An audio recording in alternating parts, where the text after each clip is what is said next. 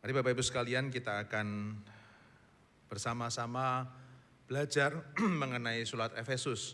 Karena pada tahun 2023 ini sebagian besar khotbah yang akan disampaikan itu adalah dari surat Efesus merupakan eksposisi. Nah, hari ini kita akan belajar secara menyeluruh mengenai surat ini sebelum kita membahas bagian demi bagian nantinya pada minggu-minggu berikutnya. Nah, sebelum membaca dan merenungkan firman Tuhan, mari kita berdoa. Bapak, kami bersyukur memasuki minggu yang kedua di tahun 2023 ini. Kami akan kembali bersama-sama belajar firman-Mu. Kami bersyukur Engkau menuntun kami di sepanjang kehidupan kami sampai hari ini. Dan kami percaya pimpinan-Mu tidak akan berakhir. Pimpinan-Mu akan selalu Kau nyatakan di dalam hidup kami. Dan sebagai responnya adalah kami belajar untuk peka pada pimpinan-Mu. Belajar untuk taat pada pimpinan-Mu.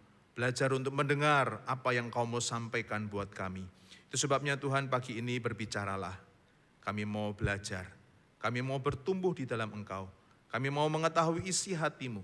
Dan kami mau menjadi pelaku-pelaku firman-Mu.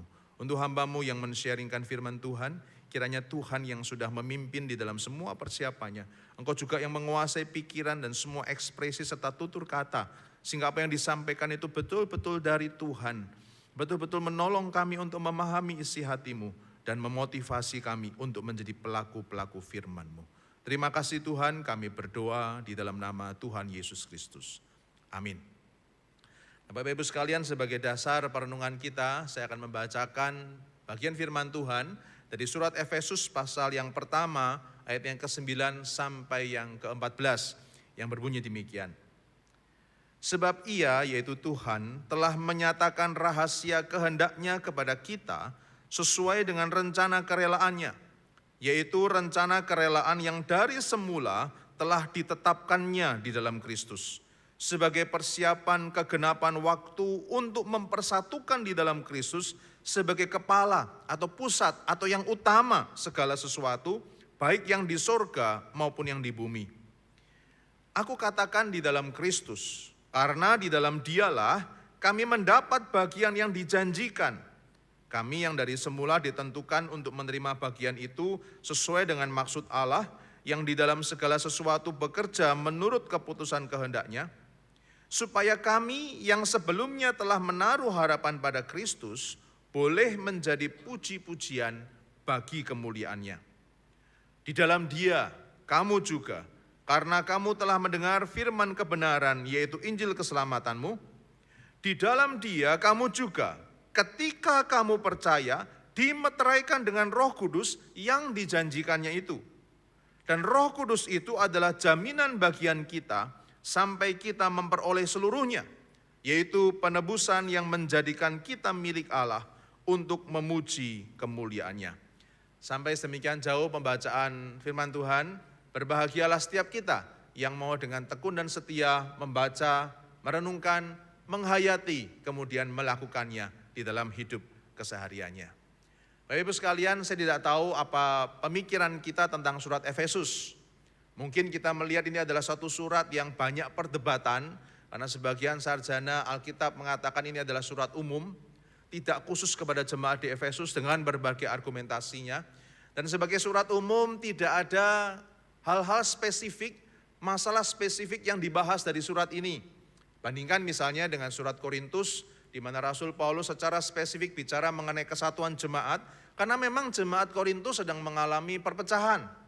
Atau misalnya surat Kolose yang ditulis bersamaan dengan surat Efesus ini, yang bicara mengenai siapa Kristus, keilahiannya, keinsaniannya. Oleh karena jemaat di Kolose sedang menghadapi ajaran sesat, yang mengatakan Kristus itu manusia seutuhnya, tapi bukan Allah. Sebagian lagi mengatakan Tuhan Yesus itu Allah sepenuhnya dan bukan manusia. Itu sebabnya Paulus secara spesifik bicara kepada jemaat di Kolose mengenai siapakah Kristus. Tapi surat Efesus ini disebut sebagai surat yang umum. Karena tidak ada masalah spesifik yang dibicarakan di situ.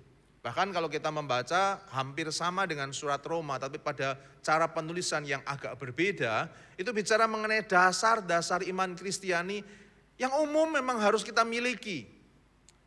Namun Bapak Ibu sekalian, ada beberapa tokoh, beberapa dekan, profesor teologi, profesor Alkitab, yang bicara lain tentang surat Efesus.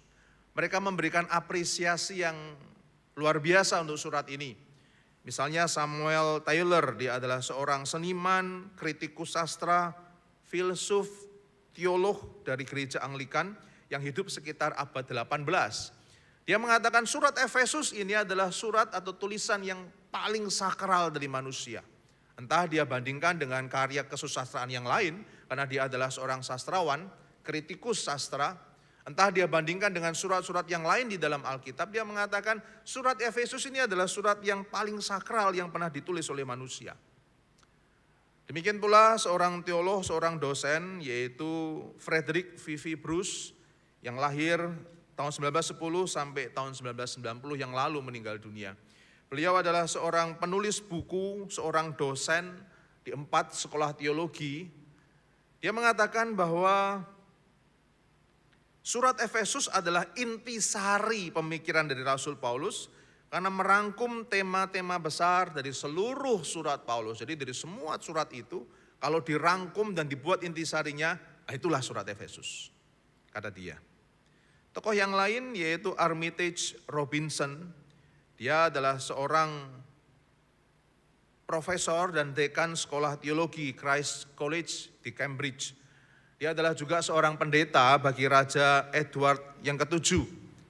Hidup pada sekitar tahun 1933 atau sekitar 1933 dia meninggal dunia. Dia mengatakan bahwa surat Efesus ini adalah mahkota kemuliaan dari seluruh tulisan Rasul Paulus. Bahkan Raymond Brown, seorang imam Katolik, tetapi dia juga dosen teologi dari sekolah teologi Kristen, dia bicara mengenai surat Efesus ini, dia mengatakan tulisan ini, surat Efesus ini memberikan pengaruh paling besar di antara surat-surat yang lain untuk pikiran dan kerohanian orang Kristen. Nah, ini adalah tokoh-tokoh yang ahli mengenai perjanjian baru, yang memberikan apresiasi untuk surat Efesus. Dan memang surat ini ditulis dan isinya kalau kita baca mengandung doktrin yang luar biasa, namun juga sisi praktis di dalamnya juga ada. Di surat Efesus kita bicara atau kita membaca mengenai inti nilai kekristenan dan bagaimana kita sebagai manusia baru menjalankan hidup sebagai manusia baru yang sudah meninggalkan manusia lama, yang berarti pola hidup kita itu berbeda dengan dunia. Tapi tahukah Bapak Ibu sekalian, kira-kira seharusnya apa yang dipikirkan oleh Rasul Paulus ketika menulis surat yang istimewa ini?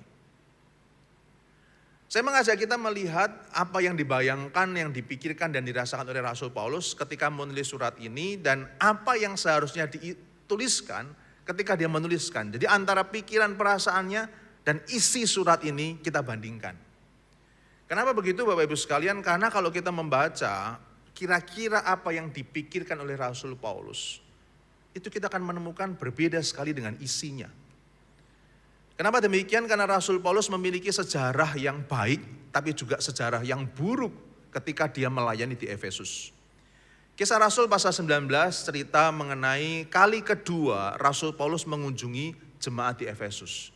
Di situ dia memberitakan mengenai Kristus di tempat ibadah orang Yahudi, namun juga di ruang Tiranus, sebuah ruang kuliah yang diisi oleh orang-orang non-Yahudi. Artinya dia mencari kesempatan dan dia mendapat kesempatan itu untuk bicara mengenai Kristus, baik kepada orang Yahudi maupun non-Yahudi. Namun bukan cuma itu. Kalau kita melihat gambar yang saya coba tampilkan di sini, ini adalah peristiwa di mana Rasul Paulus berkhotbah, membuat orang-orang mulai mengenal siapa Kristus dan mereka bertobat. Bukan cuma berkhotbah seperti itu, tetapi juga dia mendoakan orang-orang sakit dan orang-orang itu disembuhkan. Bahkan pernah Paulus meninggalkan Efesus, sapu tangannya ketinggalan. Sapu tangan Paulus itu dipakai untuk menyentuhkan orang-orang yang sakit dan mereka sembuh. Bukan cuma itu, tetapi ada juga ahli jampi orang Yahudi, ahli sihir orang-orang non-Yahudi, yang kemudian berhadapan dengan Rasul Paulus, dan kemudian Rasul Paulus mengusir banyak kuasa kegelapan, roh-roh jahat dari orang-orang di Efesus. Artinya kalau saya membayangkan dia akan menulis surat kepada jemaat ini, dia pasti punya satu bayangan sukacita. Saya pernah melayani, saya kenal jemaat di Efesus, Perbuatan ajaib terjadi di sana dan banyak ahli jampi, tukang-tukang sihir yang datang kepada Rasul Paulus. Dia menyerahkan buku-buku mereka, menyerahkan jimat-jimat mereka dan dibakar. Itu gambar yang dituliskan di sini, yang coba dinyatakan. Itu semua dibakar. Dan orang-orang ini menjadi percaya kepada Tuhan Yesus. Tapi mungkin perasaan Rasul Paulus bisa tiba-tiba berubah kalau dia ingat jemaat di Efesus. Karena ketika dia berkhotbah dan banyak orang bertobat, orang-orang di Efesus tadinya adalah orang yang menyembah Dewi Artemis. Mereka menyembah memakai kuil-kuilan dari perak. Dan rupanya ketika mereka percaya kepada Tuhan Yesus, orang-orang ini meninggalkan kuil-kuilan itu. Dan bahkan orang-orang yang mungkin sudah pesan kuil-kuilan kecil, itu dibatalkan. Akibatnya seorang bernama Demetrius punya pabrik membuat kuil-kuilan dari perak. Jadi kuil kecil mini gitu ya, kuil mini untuk penyembahan kepada Dewi Artemis. Dia menjadi rugi besar. Dia punya tukang-tukang yang dia tidak bisa bayar karena yang pesan kuil-kuilan itu berkurang. Dalam kondisi seperti itu dia mau memprovokasi orang-orang. Tapi caranya bagaimana? Enggak mungkin dia egois. Bicara mengenai kondisi ekonominya untuk memprovokasi orang-orang. Maka dia kumpulkan orang-orang di Efesus di gedung kesenian. Dan dia mulai memprovokasi dengan mengatakan, hai teman-teman, Efesus ini kota besar. Dan kita semua adalah penyembah Dewi Artemis. Seluruh Asia, bahkan seluruh dunia tahu. Efesus ini adalah penyembah Dewi Artemis. Tapi sekarang lihat, gara-gara orang yang namanya Paulus, banyak orang bertobat. Dan kuil ini menjadi sepi. Nama Dewi Artemis mulai hilang, mulai lenyap. Orang tidak lagi menyembah dia. Dan kita semua adalah penyembah setia bagi Dewi Artemis. Kita mesti melenyapkan itu yang namanya Paulus. Mereka mencari Paulus, mereka ngobrol mengenai Paulus. Akhirnya mereka menemukan dua orang teman seperjalanan Paulus. Gaius dan Alexander namanya. Dibawa ke gedung kesenian itu. Dihakimi, diadili, dituduh macam-macam. Paulus yang mendengar peristiwa itu dari rumahnya akan ke gedung kesenian. Akan menampilkan diri dan kemudian bicara mengenai apa yang dibicarakan mengenai Kristus. Tapi teman-temannya menahan, jangan. Itu orang-orang di sana kalap. Kamu bisa dipukuli dan dibunuh. Tapi singkat cerita kalau kita membaca Kisah Rasul 19, ada seorang tokoh yang maju di depan mereka dan mengatakan, tidak usah khawatir dan tidak perlu mencari Rasul Paulus. Mari kita tetap setia kepada Dewi Artemis dan jadikan kembali Efesus ini penyembah Dewi Artemis. Tapi saya bisa membayangkan bagaimana perasaan Paulus ketika dia akan menulis surat kepada jemaat di Efesus. Karena ketika dia meninggalkan jemaat di Efesus, pasti jemaat ini mengalami masalah yang sama. Dia mesti berhadapan dengan para penyembah Dewi Artemis. Mereka jemaat itu harus berhadapan dengan tukang-tukang sihir yang belum bertobat. Menghadapi kuasa kegelapan. Menghadapi jemaat yang juga ada perdebatan. Dan itu di dalam bayangan Rasul Paulus, apa yang aku alami dulu di Efesus, mungkin mereka sekarang alami. Tapi bukan cuma itu. Bapak Ibu, Rasul Paulus menuliskan surat Efesus ini ketika dia ada di Roma, di penjara rumah. Dia sewa rumah itu untuk menjadi penjara dia. Karena walaupun dia ada di rumah, dia gak boleh sembarangan keluar. Ada seorang tentara Kaisar Romawi yang menjaga di rumah itu. Memang sahabat-sahabatnya boleh datang. Paulus boleh mengundang siapapun, tapi di dalam penjagaan tentara Romawi itu. Itu yang dialami. Dan Bapak Ibu, dari Efesus yang tadi saya cerita Kisah Rasul 19, dia memberitakan Injil, kemudian ke Antiokhia dan ke Yerusalem. Dari Yerusalem ini kemudian dia dibawa sebagai tawanan sampai di Roma. Nah di Roma inilah dia menulis surat Efesus. Maka dalam benak Rasul Paulus bukan cuman peristiwa yang dialami di Efesus, yang sekarang dialami oleh jemaat Efesus. Tapi pasti masih hangat dalam pikiran dan perasaannya. Apa yang dia alami dari Yerusalem sampai ke kota Roma, tempat dia menulis surat ini. Di Yerusalem, Rasul Paulus bertemu dengan pemimpin gereja waktu itu, yaitu Yakobus, Rasul Yakobus. Ngobrol. Yakobus berkata kepada Rasul Paulus, tahukah kamu tuh dicari sama orang-orang Yahudi. Sama imam-imam, sama orang-orang Farisi. Mereka mengatakan, menyebarkan isu dan fitnah bahwa kamu Paulus itu membuat orang-orang Yahudi menjadi Kristen dan menentang Taurat. Mereka berkata kamu berkhotbah di mana-mana, enggak usah lakukan Taurat. Maka sekarang kamu dicari. Nah, untuk membuktikan bahwa isu itu salah, maka aku sebagai pemimpin gereja, kata Yakobus, ayo kamu mentahirkan diri, kamu ke bait Allah bersama 4 orang yang sedang bernasar ini. Kamu tahirkan diri ke sana. Dan setelah 7 hari mentahirkan diri, kamu berikan persembahan di bait Allah. Supaya orang-orang tahu bahwa kamu tetap Yahudi. Kamu tidak menentang Yudaisme. Kamu tidak mengatakan bahwa Taurat tidak berguna. Buktikan. Paulus mengatakan, oke, saya ke sana. Maka dia tiap hari ke bait Allah mentahirkan diri. Hampir di hari terakhir, Bapak Ibu sekalian, Rasul Paulus ternyata dikenali oleh orang Yahudi. Dan ketika orang Yahudi ada yang mengenali Paulus, dia melihat Paulus muncul kebencian di dalam dirinya. Dan dia mulai berteriak-teriak di bait Allah, tentunya pelataran. Dia berteriak, ini Paulus. Orang ini yang bikin orang Yahudi seluruh dunia marah. Orang ini adalah orang Yahudi tetapi mengatakan bahwa kita tidak perlu melakukan Taurat. Itu justru jelas menentang tradisi Yudaisme. Orang ini pantas dibunuh. Di bait Allah ada banyak orang berkumpul. Ketika mendengar itu sebagian kenal Paulus. Dan kemudian orang Yahudi mengatakan Paulus juga ini membuat menajiskan bait Allah. Oleh karena dia membawa orang Yunani masuk ke dalam bait Allah. Dia menajiskan bait Allah. Itu isu yang salah Bapak, itu fitnah.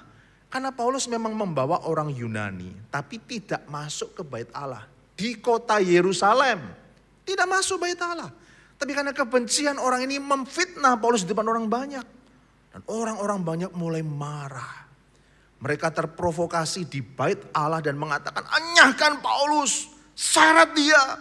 Maka banyak orang menyeret Paulus keluar dari pelataran bait Allah. Menutup pintu-pintu gerbang bait Allah. Dan di luar bait Allah orang-orang sudah mulai siapkan batu. Mereka mulai ngobrol. Gimana kita membunuh orang ini? Orang ini menyesatkan banyak orang Yahudi. Mereka mulai teriak-teriak, mulai merencanakan kita mesti bunuh dan lempari dia dengan batu. Dalam kondisi genting seperti itu, rupanya Tuhan menolong Paulus. Kepala pasukan Romawi entah bagaimana mendengar kerusuhan itu. Dan dia dengan beberapa prajurit datang ke dekat bait Allah. Dan melihat bagaimana Paulus mulai diteriakin dan akan dibunuh. Maka langsung kepala pasukan itu membawa Paulus, melindungi Paulus dan membawa ke markas tentara Romawi. Alkitab mencatat, begitu banyak orang di kanan, di kiri, di belakang mereka berteriak-teriak, enyahkan Paulus, bunuh Paulus, enyahkan Paulus. Mereka sudah siapkan batu untuk melempari Paulus. Saking banyaknya orang berteriak-teriak, kepala pasukan itu membopong Paulus. Dia suruh tentaranya, bopong, angkat Paulus. Supaya bisa masuk ke markas, supaya tidak dibunuh oleh orang-orang. Sampai seperti itu. Mereka mulai naiki tangga markas, seperti di gambar itu. Ketika naik tangga markas, Paulus mengatakan kepada kepala pasukan, tunggu. Aku ini difitnah. Aku mau jelaskan bahwa aku difitnah. Aku mau ngomong sama orang-orang ini. Luar biasa keberanian Paulus. Kemudian kepala pasukan, oke, ngomonglah, kami jaga. Paulus mulai mengatakan, aku tidak menentang orang Yahudi. Tapi aku adalah orang Yahudi, orang Farisi yang percaya kepada Kristus, dijumpai oleh Kristus dan aku percaya kepada dia. Dialah yang aku beritakan. Bahkan dia KKR di situ dia mengatakan, bertobatlah, percayalah kepada Kristus. Bagaimana reaksi orang-orang? Mereka diam. Mereka mulai berpikir, fitnahan kami tidak betul. Dibantah oleh Paulus dan tidak ada orang yang bisa membantah balik Rasul Paulus. Tapi karena kebencian mereka menyala-nyala, mereka tidak peduli lagi tentang argumentasi. Mereka mulai berteriak, enyahkan Paulus, bunuh dia, lempari dia dengan batu, bunuh dia, lenyapkan dia. Bahkan dikatakan orang-orang mulai membuka jubah mereka seperti Paulus membuka jubah orang-orang. Dia menyetujui dengan jubah orang-orang itu bahwa orang-orang ini boleh membunuh Stefanus pasal-pasal sebelumnya. Kali ini orang-orang yang membuka jubah mereka dan mereka mau mengatakan lempari batu Rasul Paulus. Mereka mulai debu-debu itu dilemparkan ke atas. Bisa dibayangkan begitu banyak orang berteriak, buka jubah mereka, debu dilemparkan ke atas, mau ingin membunuh Rasul Paulus. Kepala pasukan langsung melindungi dan bawa Paulus ke dalam markas. Itu masih hangat dalam perasaan dan pikiran Paulus.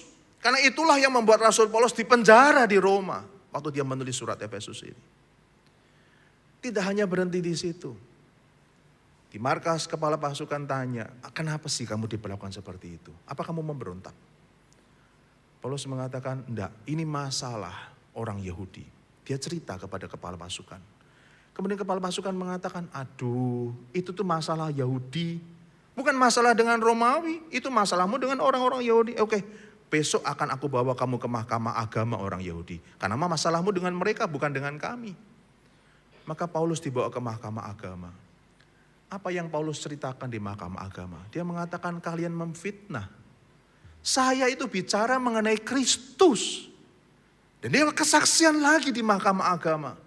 Sampai kalimat terakhir, dia tahu mahkamah agama itu ada imam-imam, ada orang Farisi, orang Saduki. Yang sering kali terpecah karena masalah kebangkitan. Orang Farisi percaya kebangkitan, orang Saduki tidak percaya. Maka kemudian ketika dia bicara mengenai Kristus di akhir khotbahnya itu, dia mengatakan, Yesus ini bangkit dari kematian. Dan aku percaya kebangkitan dari orang mati. Oleh karena Kristus bangkit dari kematian. Maka orang-orang Farisi yang di mahkamah agama langsung bilang, orang ini benar. Ada kebangkitan dari orang mati. Orang ini benar. Kalimatnya semua betul. Tidak salah. Tapi orang Saduki yang menjadi mahkamah agama mereka mengatakan, tidak ada kebangkitan di antara orang mati. Aneh bukan? Mahkamah agama terpecah. Mereka debat dan ribut mengenai kebangkitan orang mati. Kepala pasukan lihat ribut lagi. Maka dia bawa kembali Paulus ke markas.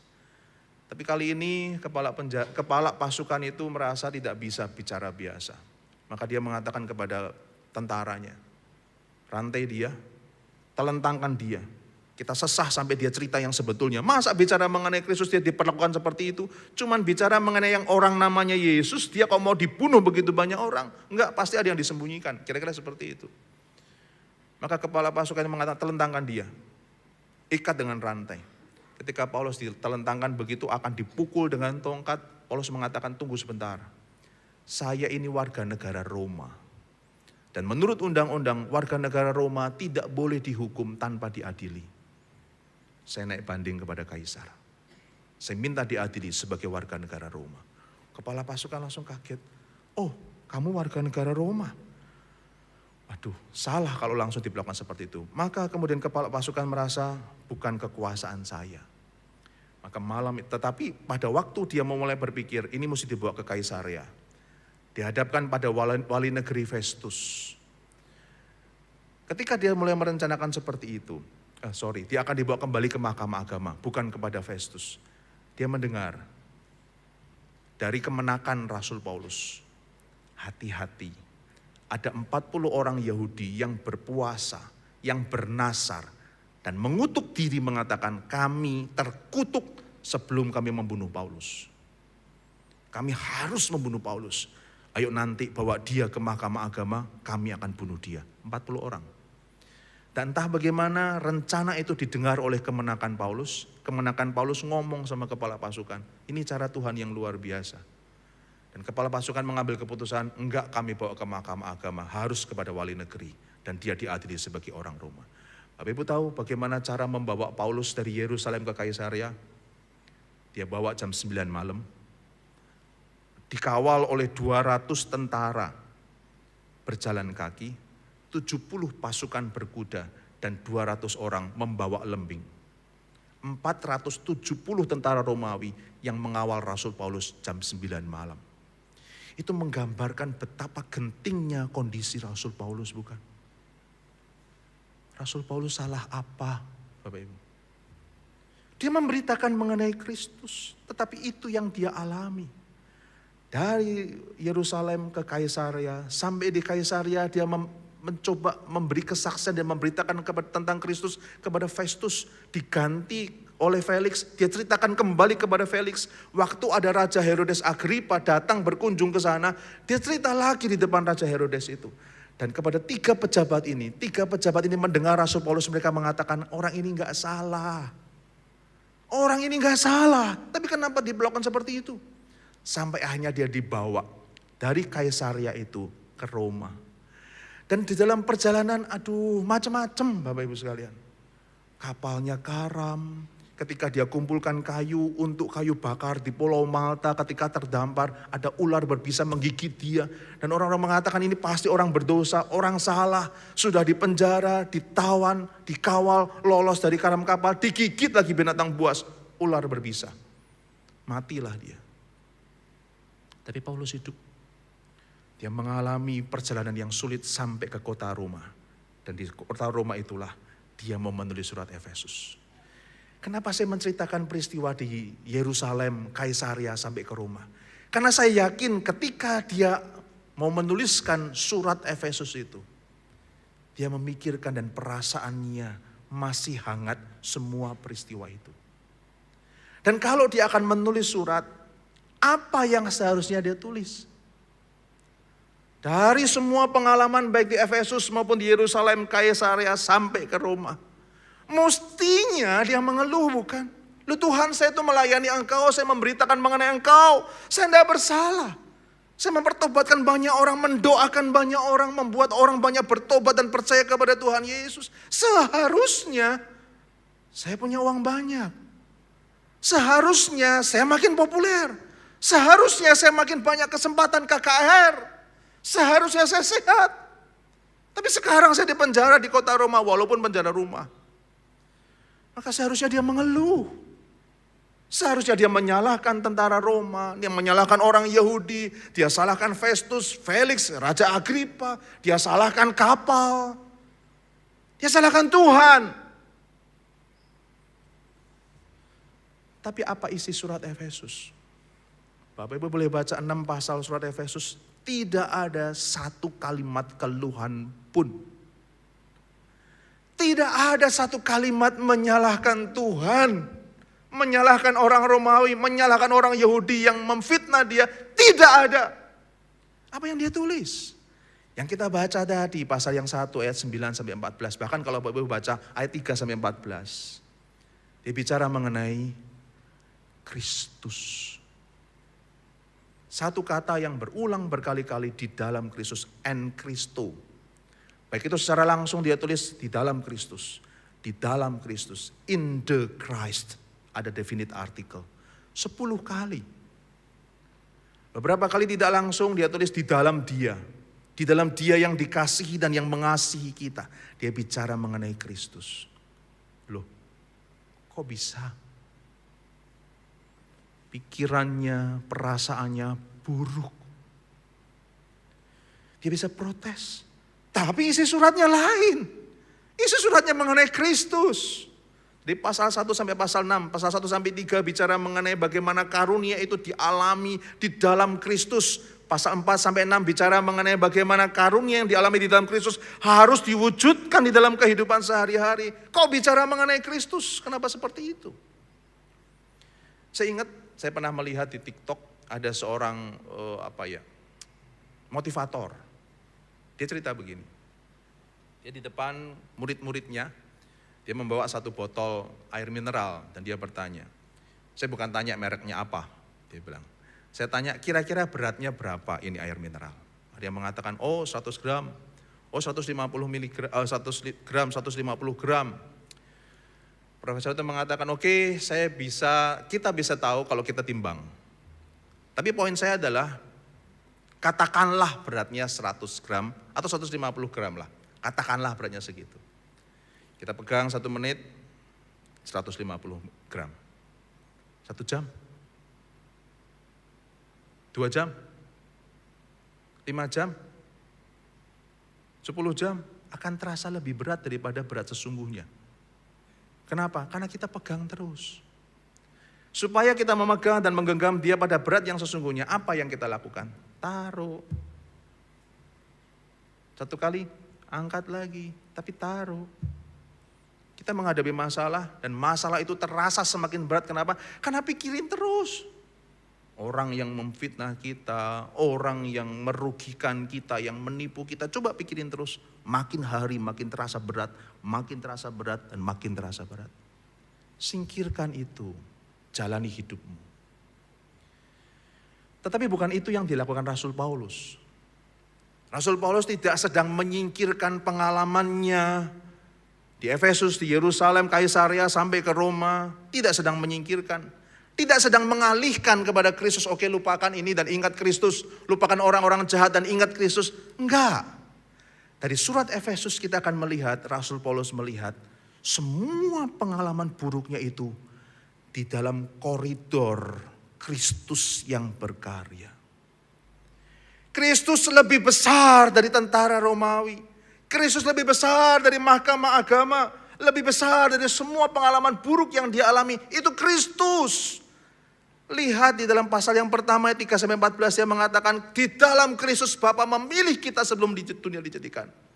Di dalam Kristus dia menjadikan kita anak-anaknya. Di dalam Kristus kita memperoleh penebusan. Di dalam Kristus kita dimeteraikan oleh Roh Kudus. Di dalam Kristus dia menolong kita untuk menjadi puji-pujian bagi kemuliaannya.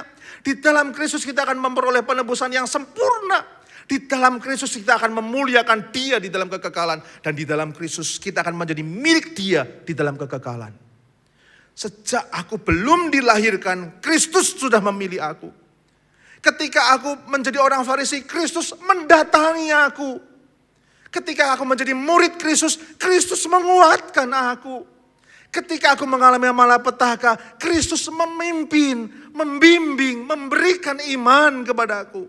Dan sekarang di dalam Kristus aku percaya ada kemuliaan, keselamatan sempurna yang dia sediakan. Kok bisa beda pengalaman, perasaan dan pikirannya dengan isi surat Efesus? Oleh karena dia melihat Kristus pada porsi yang sebetulnya. Dan dia melihat dirinya pada porsi yang sebetulnya. Hidup ini bukan tentang Paulus, tapi tentang Kristus. Pelayanan ini bukan untuk mempopulerkan Paulus, tapi untuk mempopulerkan Kristus. Masalah ini bukan cuma untuk menyengsarakan Paulus, tapi untuk memuliakan Kristus. Aku difitnah dan disakiti bukan untuk menjatuhkan aku yang aku lihat. Tapi ini adalah momentum aku bicara tentang Kristus. Bapak bisa lihat di dalam Kisah Rasul pasal 28. Ketika dia dipenjarakan di Roma, apa yang dia lakukan? Selama 2 tahun. Dia undang orang-orang terkemuka Yahudi di kota Roma. Ayo datang.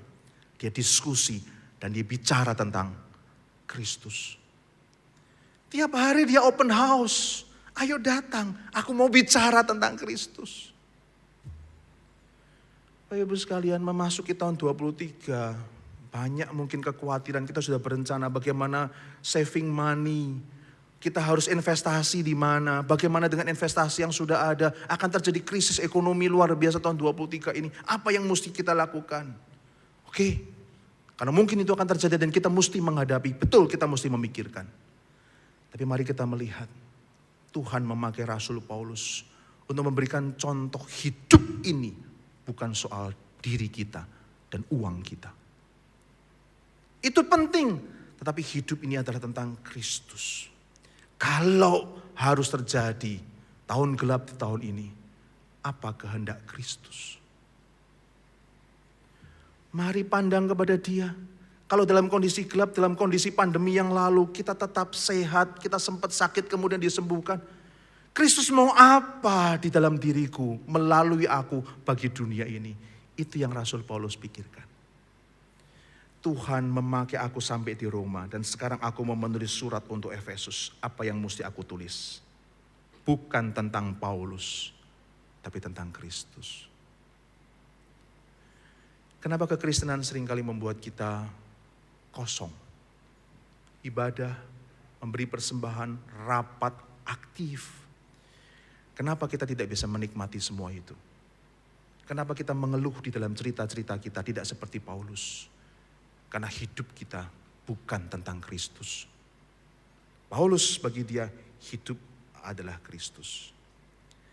Tapi bukan cuma itu.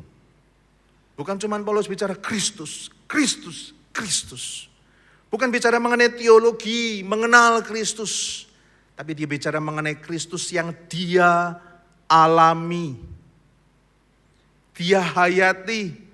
Maka dia bukan cuma bicara mengenai Kristus yang adalah penebus kita. Tapi dia bicara mengenai Kristus yang memberi penebusan.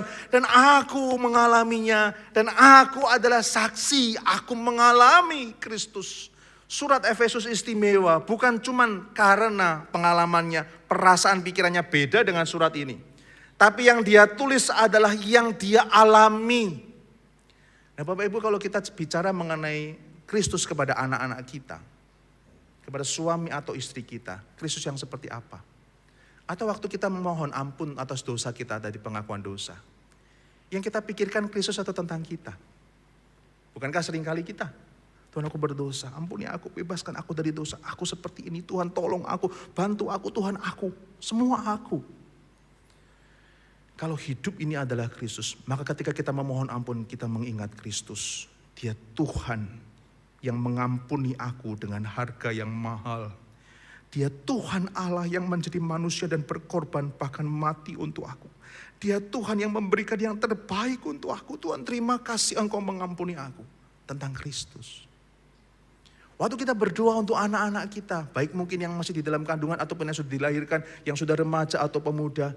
Yang kita pikir bukan cuma mereka, tetapi apa yang Kristus mau dalam hidup mereka. Bukan cuma Tuhan memberkati mereka, tetapi Kristus Engkau nyata dalam hidup mereka. Itu kalau kita menjadikan Kristus hidup kita, itu adalah Kristus. Surat ini dianggap sebagai surat umum, seperti di awal khotbah tadi saya mengatakan.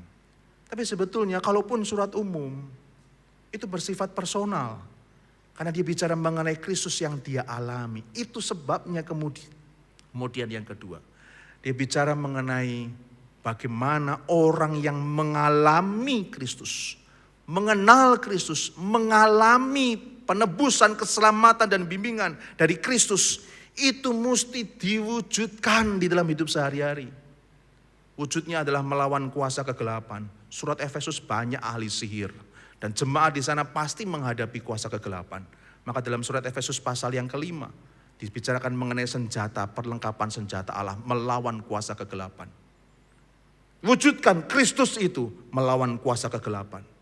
Wujudkan Kristus itu di dalam relasi keluarga. Hai suami, bagaimana harus dengan istri? Hai istri, bagaimana kepada suami? Hai orang tua, bagaimana kepada anak? Hai anak, bagaimana kepada orang tua? Bahkan hai tuan, bagaimana kepada budak? Dan hai budak, bagaimana kepada tuan? Iman itu harus merupakan pengalaman rohani bersama dengan Tuhan yang kemudian diwujudkan di dalam kehidupan sehari-hari. Bukan cuma itu, tetapi juga kepada jemaat. Sampai jemaat mengalami Kristus di dalam diri kita. Surat Efesus istimewa, mengingatkan kita siapa Kristus bagi kita dan apakah kita menjadi alat kesaksian tentang Kristus bagi orang sekitar kita. Suatu kali Bapak Ibu ada beberapa anak muda, pemuda habis PA di gereja. Mereka pulang berjalan kaki dan mereka ngobrol mengenai bahan PA tadi. Ada hal yang lucu, ada hal yang bikin semangat, ada hal yang dipertanyakan. Sambil ngobrol di trotoar itu saking semangatnya kadang-kadang dorong-dorongan, kadang-kadang ketawa sama-sama, kadang-kadang jalannya ada yang lewat dari trotoar hampir ditabrak mobil. Seolah-olah tidak melihat sekitarnya. Mereka ngobrol dengan begitu semangat tentang bahan PA tadi. Sampai salah satu orang tiba-tiba mendorong temannya, entah kenapa mungkin pembahasannya itu dia nggak setuju atau bagaimana dia didorong temannya. Teman yang didorong tuh kaget, dia didorong nggak siap. Enggak pasang kuda-kuda dulu, didorong kuat begitu ya. Dia kaget didorong, dia jatuh. Dan jatuh menimpa di trotoar itu ada seorang anak muda, seorang remaja yang jualan apel di dalam kotak. Pemuda ini jatuh menimpa kotak itu. Kotak itu pecah, apelnya itu terlempar kemana-mana. Mereka mulai cepat-cepat, ayo tolong. Ternyata ketika mereka menolong mengumpulkan apel-apel itu, yang jual anak remaja tadi ngumpulin apel, meraba-raba trotoar, ketemu apel, raba-raba tempat bekas kotaknya yang masih sisa taruh di situ, raba-raba lagi. Oh, ternyata buta. Remaja si penjual apel itu ternyata buta. Apa pikiran anak-anak muda itu? Buta. Udah yuk kita tinggal pergi aja. Nanti kalau apel itu kalau jatuh sekali kan sudah bonyok langsung kan. Nanti kita ganti lagi. Mereka langsung pergi. Diam-diam. Karena mereka pikir remaja itu enggak tahu. Remaja itu diam sebentar, dia kumpulin lagi apel itu. Pelan-pelan satu-satu. Pemuda dari gereja itu pulang, pergi. Kecuali satu orang, yang dari tadi cuma diem liatin teman-teman yang ngobrol dengan semangat. Dia di belakang diem lihat begitu. Dia juga lihat temannya ada yang jatuh. Dia lihat apel itu semua. terserak. Dia mulai kumpulin apel-apel itu. Dan dia lihat tiap apel, bonyok. Gak bisa dijual. Maka dia pikir gak bisa begini. Dia ambil uangnya. Dia hitung duitnya. Cukup gak ya? Dia hitung, dia tanya apel ini berapa harganya. 1 kilonya berapa, remaja itu sebutkan. Kemudian dia, udahlah semua aja kasih. Kemudian dia pegang remaja itu dan dia bilang, ini saya ganti apelnya. Semoga uang ini cukup. Remaja itu diem, tidak bereaksi. Kemudian itu ngomong lagi, ini saya ganti, maafkan kalau kurang karena cuman ini yang saya punya untuk ganti apel-apelmu. Remaja itu diam, kemudian dia pegang tangan pemuda itu. Dia nggak ambil uangnya. Dia pegang tangan pemuda itu, kencang sekali. Dan dia ngomong, kakak Tuhan Yesus ya? Pemuda ini kaget. Dia tanya apa? Kakak Tuhan Yesus ya? Kenapa kamu ngomong begitu? Remaja itu mengatakan, saya buta kak, tapi saya tahu yang nimpa apel-apel saya bukan kakak. Saya tahu mereka pergi, mereka lari, saya tahu walaupun saya buta. Tapi kenapa kakak kasih uang ini untuk ganti? Kakak Tuhan Yesus ya? Waktu saya baca cerita sederhana ini, saya berpikir, apa kata istri saya tentang saya ya? Dia lihat Kristus di dalam saya atau jangan-jangan dia lihat setan di dalam saya? Kata-kata saya, tindakan saya, apa ya kata istri saya tentang saya? Anak remaja yang buta itu bisa berkata kepada kakak itu, pemuda itu, kakak Tuhan Yesus ya. Saya berpikir lagi, apa ya kata anak-anak saya tentang saya? Banyak anak muda yang kepahitan dari orang tuanya, khususnya papahnya. Apakah anak-anak saya ada kepahitan dari saya? Atau dia lihat Kristus di dalam saya? Saya membaca kembali surat Efesus dan saya menemukan Kristus ada di dalam Paulus. Dan itu nampak nyata di dalam surat Efesus ini. Apa kata orang-orang rekan sepelayanan saya, hamba-hamba Tuhan di sini, teman-teman saya sama-sama alumni Saat, tentang saya? Apakah dia melihat Kristus di dalam saya dan cara berpikir saya atau sebaliknya? Dan kiranya itu juga menjadi pemikiran kita sepanjang kita belajar surat Efesus ini. Apakah Kristus itu sudah berpengaruh untuk pikiran kita? Berpengaruh untuk hati kita? Seperti Tuhan Kristus berpengaruh kepada Paulus yang seharusnya membenci Festus, Felix, Agrippa, yang karena kedudukan mereka menyenangkan orang Yahudi dan tahu Paulus tidak bersalah, tapi mereka tidak membebaskan Rasul Paulus, tetap memenjarakan Rasul Paulus bertahun-tahun lamanya. Karena Kristus itu mempengaruhi perasaan Paulus, maka yang muncul bukan kebencian tapi pengampunan. Yang muncul adalah kasih dan doa. Bapak Ibu, apakah Kristus mempengaruhi hidup kita? Mari kita berdiam diri.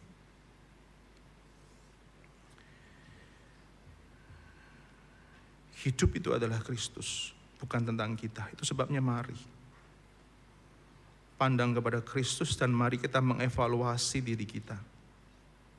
Apakah Kristus menjadi juru selamat kita dan kita mengalami Dia mempengaruhi cara pikir, perasaan, dan tutur kata kita.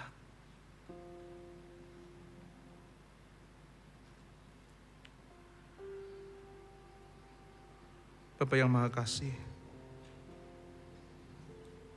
tolong kami yang tahun ini akan belajar perikop demi perikop dari surat Efesus ini. Tolong kami melihat Kristus. Tolong kami untuk makin mengenal Engkau dan makin mengizinkan itu Engkau berpengaruh dalam hidup kami. Mengubah tujuan hidup kami kalau itu keliru, pola hidup kami, cara kami mengambil keputusan, tutur kata kami, respon kami tentang hal yang baik ataupun yang buruk yang kami alami, perasaan kami tentang orang-orang sekitar kami. Oh Tuhan, kami mungkin membawa keburukan-keburukan itu memasuki tahun 2023. Dan itu mungkin sampai sekarang kami alami. Dan itu mempengaruhi cara pikir kami dan perasaan kami. Tapi pagi ini Tuhan, kami berdoa. Tolong kami. Bukan hanya Rasul Paulus yang mengenal dan mengalami Kristus, tetapi kami juga. Tolong kami ya Allah Roh Kudus. Kami mengalami pengampunan dosa di dalam Kristus. Kami mengalami, kami dijadikan anak-anak Tuhan oleh karena penebusan Kristus. Kami dimeteraikan oleh Roh Kudus di dalam Kristus. Kami mendapat jaminan hidup kekal di dalam Kristus.